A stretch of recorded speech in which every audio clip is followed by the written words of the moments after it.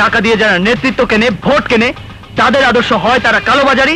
বাংলা চলচ্চিত্রের এক রাজপুত্রের আবির্ভাব হয়েছিল, যার হাসিতে ছিল ম্যাজিক, যার চোখে ছিল স্বপ্নের বাসা, আর যার স্টাইলে ছিল এক নতুন যুগের সূচনা।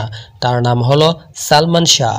এই অল্প সময়ে তৈরি করেছিলেন অসংখ্য ভক্ত অনুরাগী। তিনি যতক্ষণ এফডিসিতে থাকতেন, গেটের বাইরে হাজার হাজার মানুষ অপেক্ষায় থাকত তাকে একবার দেখার জন্য। এরকম জনপ্রিয়তা আর কোনো নায়কের ভাগ্যে জুটেনি।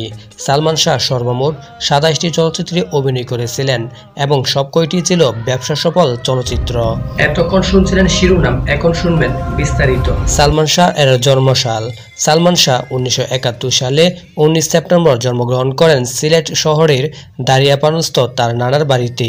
তার পিতার নাম কমরউদ্দিন চৌধুরী ও তার মাতার নাম ছিল নীলা চৌধুরী। তাদের দুই ছেলের মধ্যে সালমান শাহ ছিলেন বড় ছেলে। তার পারিবারিক নাম শাহরিয়া চৌধুরী ইমন, কিন্তু চলচ্চিত্র জীবনে তিনি সবার কাছে সালমান শাহ বলেই পরিচিত। সালমান শাহ এর শিক্ষা জীবন। সালমান শাহ পড়াশোনা শুরু করেন খুলনা বয়রা মডেল হাই স্কুলে। তার সাথে একই স্কুলে চিত্রনায়িকা মৌসুমী পড়ালেখা করতেন। তিনি 1987 সালে ঢাকার ধানমন্ডি আরব মিশন স্কুল থেকে মেট্রিক পাশ করেন।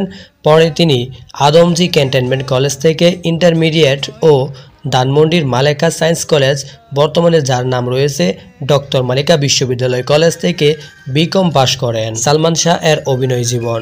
সালমান শাহ অভিনয় জগতে যাত্রা শুরু করেন নাটক অভিনয় দিয়ে। সালমান শাহ প্রথম নাটকে অভিনয় করেন 1985 সালে বিটিভির আকাশছোঁয়া নাটক দিয়ে। চলচ্চিত্রের জগতে সালমান শাহ মাত্র 4 বছরে অভিনয় করেছিলেন 27টি ছবিতে। প্রখ্যাত চলচ্চিত্র পরিচালক সোহানুর রহমান সোহানের হাত ধরেই সালমান শাহ চলচ্চিত্রে অভিনয় করার সুযোগ পান। বাংলা রূপালী পর্দায় সালমান শাহ সাম্রাজ্যের সূচনা হয় 90 দশকের শুরুর দিকে সোহানুর রহমান সোহানের কেয়ামত থেকে কেয়ামত ছবির মধ্য দিয়ে। তার প্রথম ছবিতে নায়িকা হিসেবে ছিলেন মৌসুমী। সালমান শাহ এর মৃত্যু। কিন্তু সুখ সবার জীবনে থাকে না চিরকাল। 1996 সালে 6 সেপ্টেম্বর মাত্র 24 বছর বয়সে সালমান শাহকে আমরা হারিয়ে ফেলি।